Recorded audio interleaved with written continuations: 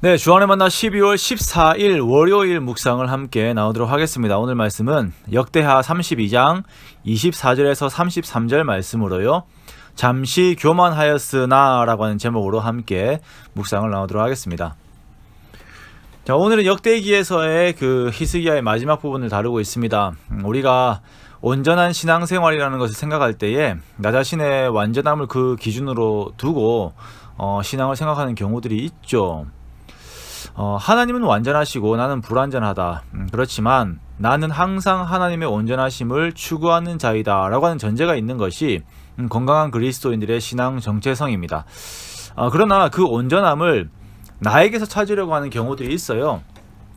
그것은 조금 우리가 조심해야 합니다. 우리가 그 완벽주의적인 성격을 가지고 있는 사람들의 신앙의 모습이 마치 올바른 신앙인 것처럼 생각할 수 있는데요.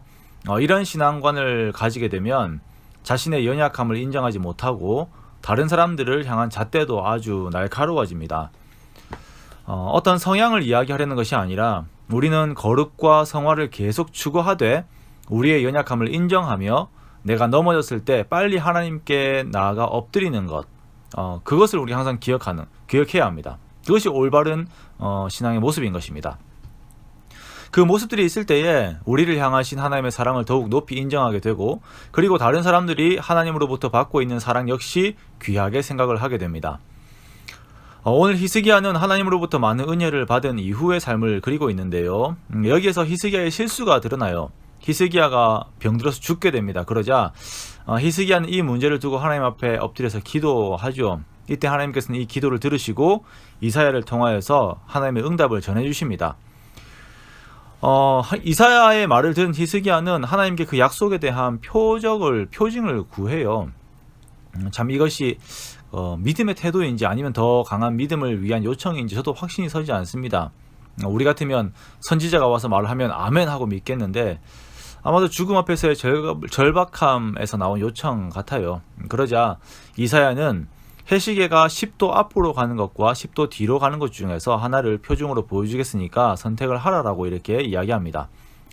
이에 히스기야는 시계가 앞으로 가는 것보다 뒤로 가는 것이 어려운 일이기에 10도 뒤로 가는 것을 요청을 해요.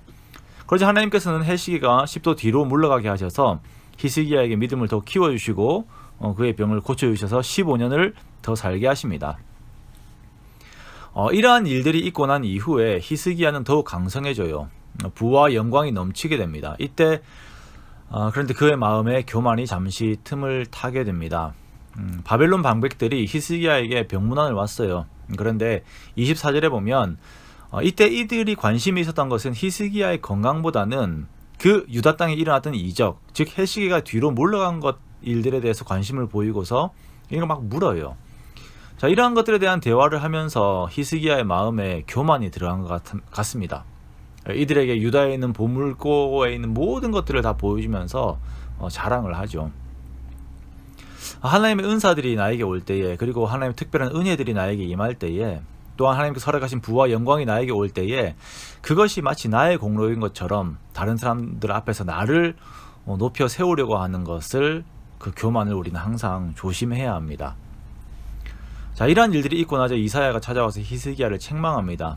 그리고 이후에 이 바벨론이 침략해서 이 모든 보물들을 가지고 가고 히스기야의 아들들 중에서도 포로로 잡혀갈 자들이 생기게 될 것이다 라고 예언을 하죠. 열왕기야 20장에 보면 이에 대한 히스기야의 대답은 하나님의 말씀이 선하시다. 내가 사는 날 동안에는 태평과 진실이 있을진데 어찌 선하지 아니하리요 라고 이렇게 말하는 것을 보게 됩니다. 이 히스기야의 대답이 참 해석하기가 애매해요. 그래서 많은 논란이 됩니다. 히스기야가 평생을 잘 살다가 마지막에 교만하여서 후성 국정보다는 자기의 시대에 벌이 내리지 않을 것에 대해서 오히려 안도하였다라고 하는 그런 뉘앙스가 있죠. 실제로 저도 그렇게 설교하는 것들을 많이 들었었고 저도 그런 생각이 있었습니다. 그러나 성경에서의 표현이 그런 뉘앙스로 보이는 것이지 이것은 히스기야의 회개에 대한 내용입니다.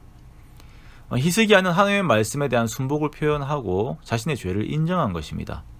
자신이 지금 바로 하나님 앞에 벌을 받아야 마땅하지만, 즉 지금 바벨론의 침공으로 자기가 포로로 잡혀가야 하는 것이 마땅하지만 이 상황에서 긍휼을 베푸시는 하나님을 오히려 높이고 있는 것입니다. 26절에 보면은 히스기야는 자신의 교만함에 대해서 하나님 앞에 뉘우침으로 인해 하나님의 진노가 생전에 그들에게 내리지 않습니다. 우리는 완벽하지 않아요. 우리의 연약함 가운데 넘어질 때가 있습니다. 중요한 것은 그때 우리가 하나님과의 관계를 소중하게 여기며 회개하는 것입니다. 다시 하나님께 손을 내미는 것, 그것이 그 무엇보다 중요합니다. 자, 그렇다면 여기에서 신학적인 난지 하나만 짚고 넘어가겠습니다. 그러면 이후에 벌어지는 바벨론 침공은 온전히 히스기야 한 사람의 교만으로 인한 결과물인가? 그렇지 않습니다. 히스기야 역시 그의 연약함이 있었지만 회개하였고, 열왕기하 23장에 보면 므낫세의 죄 때문에 멸망을 피할 수 없었다라고 말씀을 하고 있어요. 즉 모든 고통과 재앙이 죄로 말미암은 것은 아니지만 우리가 하나님께 마음을 온전히 하고 기도할 때에 하나님의 자비를 구할 수 있다는 것입니다. 모든 것을 운명론적으로 받아들이면서 포기하고 사는 것이 믿음의 삶이 아니라 하나님의 징벌이 눈앞에 있을 때에 회개하면서 하나님을 더욱 찾고 하나님을 추구하면서 하나님의 사랑과 용서를 구하는 것이 바로 믿음의 삶인 것입니다. 오늘 우리는 이 히스기야의 회개의 모습을 보면서 우리 역시 더욱 하나님을 찾는 자들이 되기 원합니다. 멈추지 마세요. 포기하지 마세요. 하나님의 속성을 계속 기억하시고 정말 사랑의 하나님, 용서하신 하나님, 그 은혜 하나님을 찾고 또 찾으세요. 그때 지금의 모습에서 벗어나 하나님께서 주시는 형통함을 누릴 수가 있게 되는 것입니다. 하나님 앞에 어린아이와 같은 저와 여러분이 되시기를 주님의 이름으로 축원합니다. 하나님 앞에 매달려 엎드리는 저와 여러분이 되시기 원합니다. 그리하여서 하나님께서 주시는 평안과 형통함 속에서 깊은 주님과의 관계를 이어가는 저와 여러분 되시기를 주님의 이름으로 축원합니다.